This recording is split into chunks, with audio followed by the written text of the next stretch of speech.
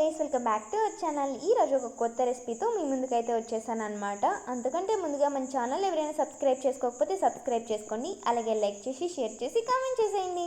ఇప్పుడు 1/2 kg chicken తీసుకొని దాన్ని బాగా వాష్ చేసి పెట్టుకోండి. ఇప్పుడు దీంట్లోకి ఒక 1/2 స్పూన్ పసుపు, అలాగే 2 స్పూన్స్ కారం పొడి, 1 స్పూన్ ధనియాల పొడి, 1 స్పూన్ చికెన్ మసాలా, కొద్దిగా చెక్క లవంగా వేసేసుకోవాలి, కొద్దిగా జీలకర్ర కూడా వేసేసుకొని టేస్ట్కి సరిపడా ఉప్పు వేసుకోవాలి. అలాగే 1/2 స్పూన్ గరం మసాలా వేసుకొని ఒక 3 స్పూన్స్ గట్టి పెరుగు వేసేసుకోవాలి. అలాగే పుదీనా కొత్తిమీర చిన్నగా కట్ చేసి వేసుకోవాలన్నమాట. అలాగే కొద్దిగా ఆయిల్ వేసేసుకొని వీటన్నిటిని బాగా కలిపేసుకోవాలి. ఎలా అంటే మసాలా మొత్తం ముక్కలకు పట్టేటట్టు బాగా కలిపేసుకోవాలి. అప్పుడే టేస్ట్ అనేది బాగుంటుందన్నమాట. చూడండి, నేను ఇప్పుడు చూపిస్తున్నాను కదా. ఇప్పుడు ఇలా నేను చూపిస్తున్న విధంగా బాగా కలిపేసుకొని ఒక 1/2 అవర్ పక్కన పెట్టేసుకోండి. ఇప్పుడు ఒక మిక్సీ జార్ తీసేసుకొని దానిలోకి 2 మీడియం సైజులో ఉన్న టమోటాస్ని ఇలా కట్ చేసి వేసుకోవాలి. చిన్న ఆనియన్ కూడా ఇలా చిన్నగా కట్ చేసి వేసుకోండి.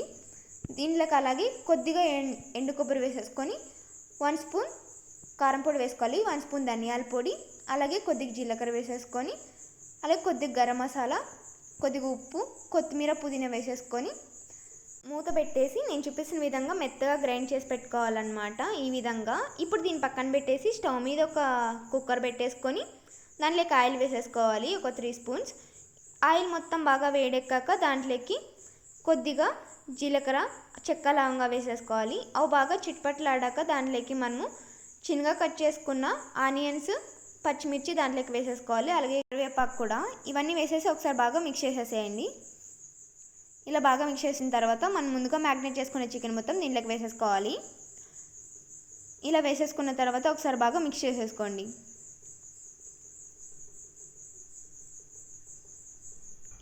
ఇలా ఒకసారి బాగా మిక్స్ చేసేసుకోవాలి. తర్వాత 2-3 మినిట్స్ బాగా ఉడకనివ్వండి మీడియం ఫ్లేమ్లో. 2-3 మినిట్స్ బాగా లో ఫ్లేమ్లో ఉడికించామంటే చికెన్లో ఉన్న వాటర్ మొత్తం బయటకు వచ్చేస్తాయన్నమాట. ఇప్పుడు చూడండి, నేను చూపిస్తున్న విధంగా చికెన్లో ఉన్న వాటర్ మొత్తం ఇమిరిపోయే వరకు బాగా ఉడకనివ్వండి. చూడండి, ఇలా చికెన్లో ఉన్న వాటర్ మొత్తం వెళ్ళిపోవాలి. ఇప్పుడు దీంట్లోకి మనం ముందుగానే పేస్ట్ చేసుకున్న టమోటా పేస్ట్ని దీంట్లోకి వేసేసుకోవాలన్నమాట. టమోటా పేస్ట్ అంటే ఏమో అనుకున్నారు, నేను చూపించాను కదా అప్పుడే టమోటా, ఆనియన్స్, ఎండు కొబ్బరి, కొత్తిమీర, పుదీనా ఇవన్నీ వేసి పేస్ట్ వేసుకున్నాం కదా, అదే. ఇది వేసేసి ఒకసారి బాగా మిక్స్ చేసేసింది. ఇలా వేసేసిన తర్వాత ఒక 2-3 మినిట్స్ బాగా ఉడకనివ్వండి. చికెన్లో ఉన్న ఆయిల్ మొత్తం ఇలా బయటికి రావాలి. ఇప్పుడు దీంట్లోకి మనము మిక్సీ జార్లో ఉన్న వాటర్ మొత్తం దీంట్లోకి వేసేసుకోవాలన్నమాట. ఇలా వేసేసుకొని ఒకసారి బాగా మిక్స్ చేసేసుకోండి. ఇలా బాగా మిక్స్ చేసేసుకున్న తర్వాత అడుగంటనీయకుండా మీడియం ఫ్లేమ్లో పెట్టి లేకపోతే లో ఫ్లేమ్లో పెట్టి కలపండి, లేదంటే అడుగంటేస్తుందన్నమాట, మళ్ళీ టేస్ట్ బాగుండదు. దీంట్లోకి ఇప్పుడు మనము కొద్దిగా కారం పొడి, కొద్దిగా టేస్ట్కి సరిపడా ఉప్పు వేసేసుకొని చికెన్ మసాలా వేసేసుకొని బాగా కలిపేసుకోవాలి. దీంట్లోకి ఇప్పుడు తగినన్ని వాటర్ వేసేసుకొని బాగా కలిపేసుకోండి. ఇది ముద్దలేక అయితే చాలా బాగుంటుందన్నమాట టేస్ట్. రాగి సంగట్లోకి మేము ముద్ద అంటాం. ఇలా కలిపేసిన తర్వాత కొత్తిమీర వేసేసుకొని మూత మూసి పెట్టేసేయండి. ఒక 2-3 విజిల్స్ వచ్చాక ఆఫ్ చేసుకోండి, అంతే.